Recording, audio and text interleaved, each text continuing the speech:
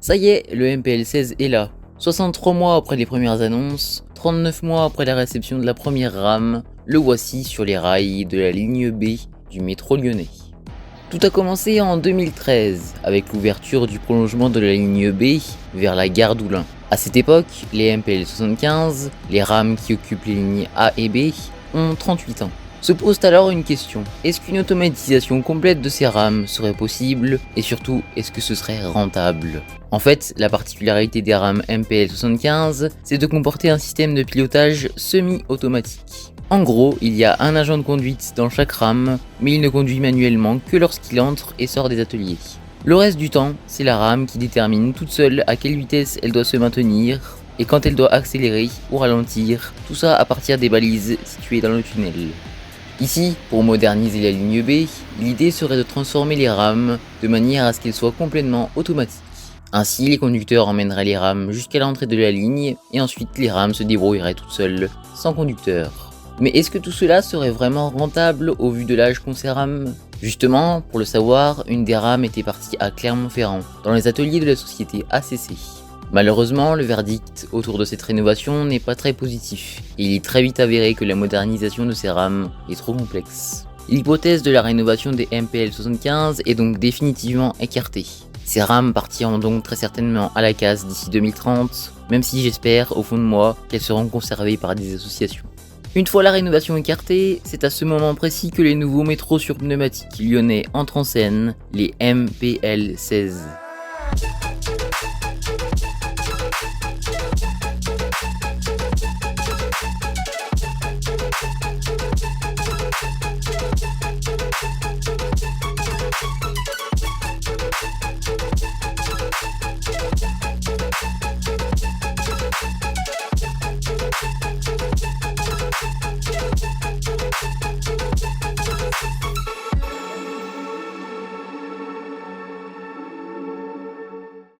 Pour ma part, ma première rencontre avec ce nouveau métro remonte à janvier 2020. Un soir, par hasard, alors que je rentrais chez moi vers minuit, la rame numéro 707-708 pointait le bout de son nez pour effectuer des essais nocturnes.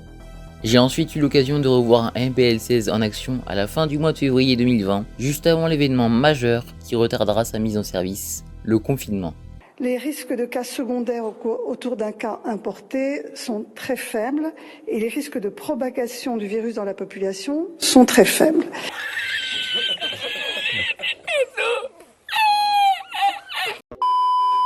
Comme la grande majorité des chantiers et des livraisons, la réception des rames MPL16 a été fortement réduite, voire même stoppée, et ce jusqu'au mois de juillet 2020.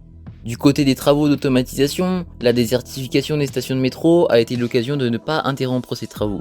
On profitait alors des stations vides pour interrompre la ligne B dès que nécessaire. Malgré tout, vous le savez peut-être, automatiser une ligne construite dans les années 70, c'est très complexe. Le 30 juillet 2020, après 6 mois d'interruption totale des livraisons, c'est la rame numéro 712-713 qui réouvre le bal des réceptions. Sa consoeur, la 711-712, était arrivée le 6 février 2020. À partir de ce 30 juillet 2020, les livraisons vont reprendre à beau rythme. Entre juillet 2020 et septembre 2021, ce seront pas moins de 15 rames qui arriveront aux ateliers. Enfin, les 3 dernières rames restantes arriveront entre octobre 2021 et avril 2022. La dernière rame non livrée, la numéro 705-706, est arrivée le 21 avril dernier. Pour ce qui me concerne, j'avais eu l'occasion de filmer, le 30 septembre 2021, l'arrivée de la rame numéro 741-742 en fin de soirée.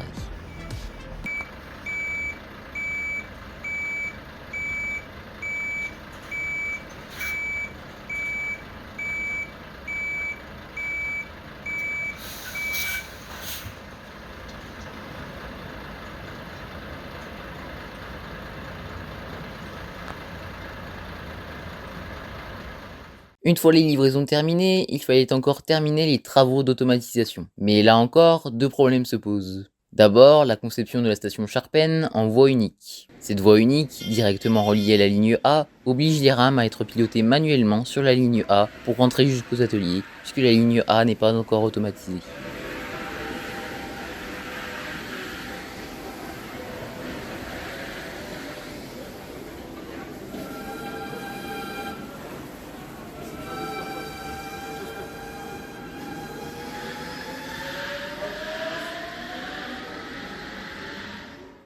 Deuxième problème, le fait que les MPL 75 et les MPL 16 ne peuvent pas cohabiter ensemble. C'est ainsi que, pour la première fois, le dimanche 26 décembre 2021, la ligne B est fermée pour toute la journée, pour permettre aux rames MPL 16 de circuler seules sur la ligne. Ce problème de cohabitation est assez gênant, puisque cela signifie que les rames MPL 16 doivent obligatoirement être toutes mises en service en même temps, ce qui n'était pas forcément prévu.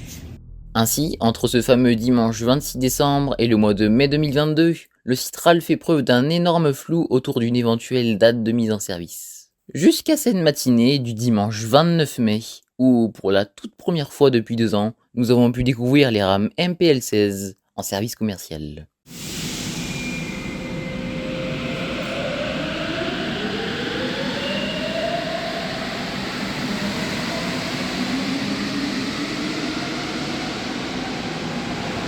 Ce n'est pas encore un service commercial 7 jours sur 7. À partir du 29 mai, les MPL 16 circuleront uniquement les dimanches. L'opération se répétera d'ailleurs le dimanche suivant, le 5 juin, avant de s'étendre au samedi 11 et dimanche 12 juin, puis au samedi 18 et au dimanche 19 juin. Enfin, dans la semaine du 20 juin, le Citral poste cette vidéo fort alléchante.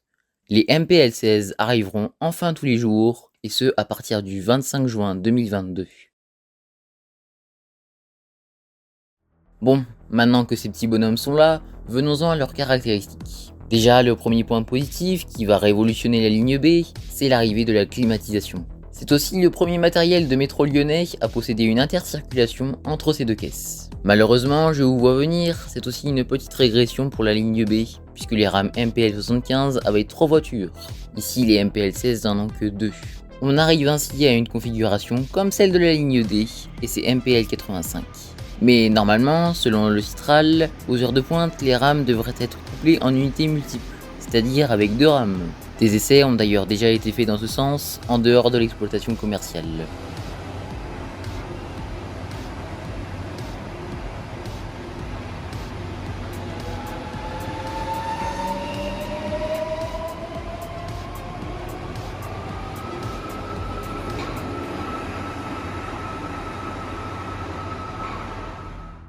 Il faut aussi souligner que la ligne B a, grâce à l'automatisation, une meilleure fréquence. C'était d'ailleurs l'objectif de l'opération, et c'est un autre point positif à souligner.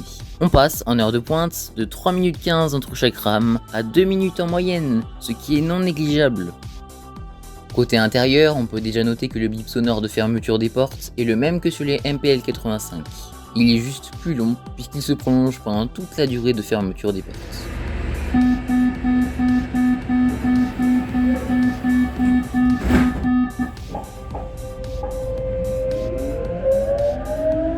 Pour l'aménagement des sièges, on est sur un aménagement de type gain de place. Aménagement qui a été décidé dans toutes les rames du métro lyonnais entre 2011 et 2013. Ce métro MPL 16 peut accueillir 325 personnes, dont 64 places assises. Les tons de couleurs sont majoritairement rouge et blanc, rappelant l'identité visuelle du logo des DCL. Le sol est gris, comme sur les autres matériels du métro de Lyon. La sensation intérieure est très agréable puisque la climatisation garantit une bonne température. Ça change des MPL 75 où il faisait toujours beaucoup trop chaud. Là où les MPL 16 marquent encore un autre bon point, c'est sur l'accessibilité.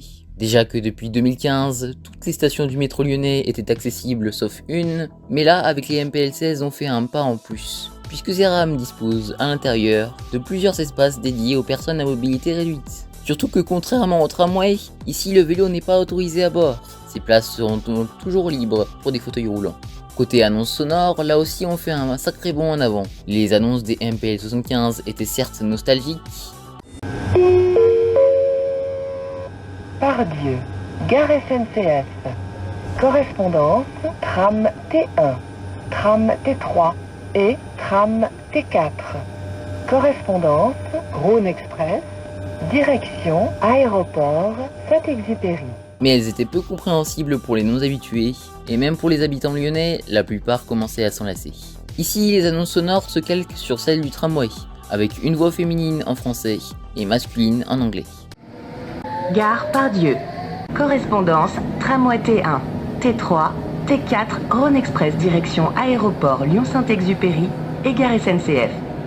Connection with tramlines T1, T3 and T4, Rhône Express to Lyon-Saint-Exupéry Airport and SNCF railway station. Petite nouveauté que n'ont pas les MPL 85 de la ligne D, ici à chaque fois qu'une rame repart de station, une annonce sonore en français et en anglais annonce la prochaine station. Une très bonne idée. Prochaine station, Gare Pardieu. Next station, Gare Pardieu. Puisqu'on est dans l'information voyageur, autre bonne idée, ces panneaux lumineux en temps réel installés dans les rames. Ils sont très pratiques, avec notamment le thermomètre de la ligne, mais aussi l'heure d'arrivée au prochain terminus, qui est une nouveauté absolue dans le métro lyonnais. Néanmoins, je vous vois venir, ça fait quand même beaucoup penser au MP14 parisien tout ça. Et c'est normal, les deux modèles sont très similaires. Ils ont d'ailleurs la même chaîne de traction qu'on entend très bien au démarrage.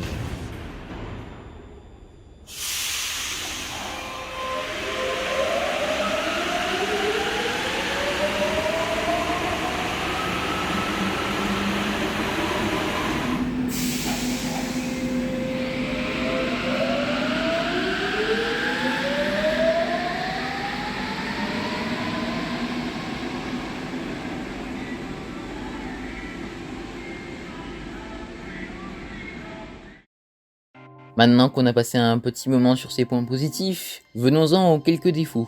Et étrangement, je n'en ai pas tant que ça à redire. C'est surtout, selon moi, la communication autour de ces rames qui a cruellement été insuffisante. Les usagers ont été pendant plusieurs mois privés de métro B en fin de soirée à partir de 21 h, et ce sans aucune information sur la fin des travaux. Du jour au lendemain, le 29 mai, on a vu les MPL 16 en ligne sans rien comprendre. Rien, personne ne savait, à part quelques personnes en interne. Je trouve ça dommage, surtout au vu du prix qu'ont coûté les rames et des retards qu'il y a eu. J'ai aussi trouvé assez hypocrite et décevant l'accueil qui a été réservé aux quelques passionnés présents lors des premières journées d'essai. Beaucoup d'entre eux se sont vus interdire les prises de vue en station. Je pense que certains agents de station n'ont tout simplement pas compris la rareté de l'événement. Cela faisait 35 ans qu'un nouveau matériel de métro n'était pas arrivé à Lyon. Alors pourquoi lui réserver un accueil aussi froid ? Maintenant qu'on a abordé le plus gros de cette vidéo, venons-en aux conséquences de cette mise en service. Vous vous en doutez, les rames MPL 75 retirées de la ligne B ne vont pas toutes partir à la casse. Elles vont au contraire revivre un petit peu, puisqu'elles vont toutes, d'ici cette année, partir en révision approfondie. Ensuite, à leur retour, c'est logiquement la ligne A, la seule ligne apte à les recevoir, qui va en hériter. Sa fréquence sera ainsi légèrement renforcée, notamment aux heures de pointe. Et ça ne sera pas du luxe, la ligne A atteint, certains soirs, des niveaux critiques de saturation, d'autant plus que le trafic est bien revenu au même niveau qu'avant le Covid-19.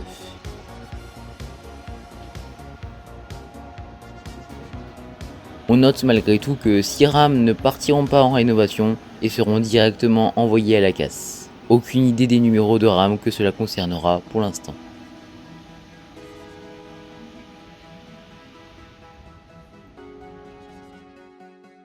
Une fois ceci dit, on pourrait imaginer que la vidéo est terminée, que tout a été dit. Mais il reste encore une dernière chose à évoquer concernant ces MPL 16.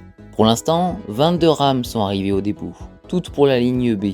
Mais en 2023, une nouvelle série de MPL 16 arrivera en 14 exemplaires. Une série qui n'arrivera pas aux ateliers de Vaux-en-Velin, mais plutôt aux ateliers du Thiolet à Vénissieux. Puisque vous l'aurez compris, ces MPL 16 seront affectés à la ligne D.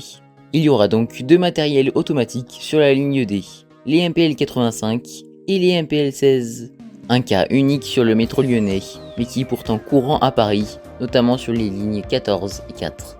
Si on veut donc résumer tout ça, les MPL 16 arrivent sur la ligne B, les MPL 75 de la ligne B sont transférés à la ligne A, et en 2023, 14 MPL 16 arrivent pour renforcer la ligne B et équiper la ligne D. Comme je le disais en conclusion de ma vidéo sur l'histoire du métro, il nous reste encore bien des surprises à découvrir dans ce métro lyonnais.